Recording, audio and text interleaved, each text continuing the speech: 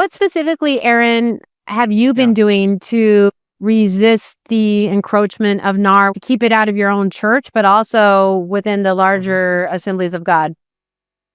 Yeah, that's a great question, Holly. I think the first was because we've had firsthand experience with this now in two churches very near and dear to our heart, and watched the influence and how that nearly destroyed those churches. And I don't think that's understating the significance of what was happening there. That we've become very proactive in talking about this with like-minded pastors earlier, that about 50% of the churches just here in my specific geographic area of Oregon have had significant NAR influence. And so because of that shared understanding and impact, that has been a real great opportunity to talk about that and to share some of those concerns with other pastors who may or may not be aware as some of this stuff comes into their churches. We have a very firm stance on we do not sing any Bethel worship songs, for example, in our church, and there's lots of reasons for that.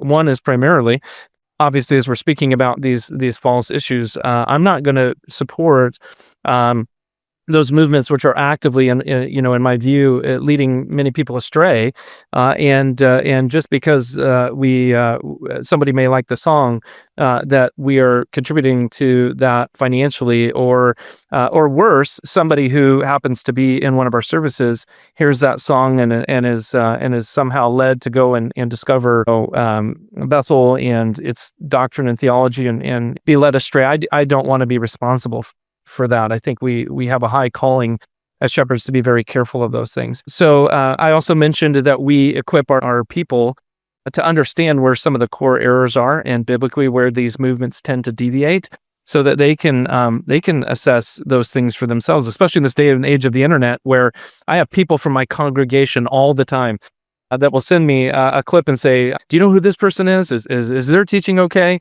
So just being aware, I think pastors need to be aware how much their constituents are not just listening to their Sunday morning sermons. They are engaging with this content on the internet constantly. So you need to be proactive with helping your people navigate this well. That is your job. Those people are not their shepherds. You are. So you have to do that job of equipping the saints correctly. And maybe last but not least, Holly, I felt very strongly back in 2020 as the American Gospel was starting to do some filming on Spirit and Fire and that entire thing. It seems overwhelming at times to try to figure out what do we do with errant teaching. And Matthew 24 is so clear. Jesus begins that entire teaching by saying, make sure you're not deceived. And then he references false prophets multiple times in that teaching, saying as we get nearer to the return of Christ, we should expect that errant doctrine will be rampant. He says that many will be led astray and many false prophets will arise. So for those who believe that we are nearing that point of Christ's return, it should be of no surprise to us that there are errant movements and false prophets all around us, and we should be aware of that. And then I really felt like maybe one of the ways that we can combat this is that these errant movements primarily focus on self.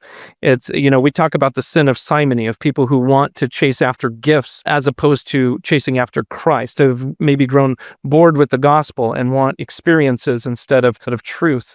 And I really felt like one of the ways that we can combat this is to give people a better vision about what the Bible actually says. Because in all of that teaching in Matthew 24 that warns us of false apostles and prophets that would arise, one of the things that we would look at and say, but what else does it say? And it says, Matthew 24:14, this gospel, the kingdom, will be preached as a testimony throughout the whole world, as a testimony to all nations, and then the end will come. And so when we look at that, it's giving people a bigger vision. You're actually a part of a global, and actually it's so much bigger than you know and understand, of God's redemptive arc from Genesis to Revelation that is so clear. So let's make those key things the emphasis and the priority. And yet we also need to speak to these false doctrines, but the gospel is very outward focused.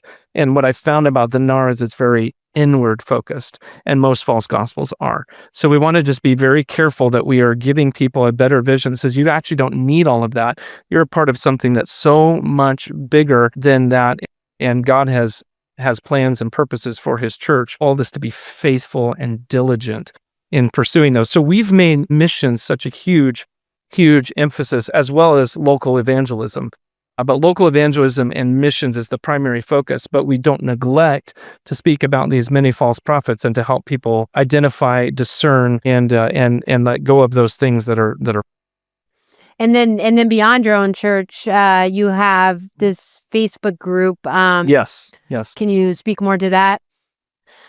Absolutely. So because we recognize the scope and the breadth of how much the NAR is impacting global Christianity, and it doesn't know boundaries. It doesn't know boundaries between geographic boundaries. It doesn't know denominational boundaries. It really has had influence all the way through. And because we have seen firsthand the damage it has done within our own movement, we know that there are people in close relationships with the Assemblies of God and some of these errant leaders that are now leaders of global movements, that we just want to make sure that other pastors have the opportunity to be educated and aware.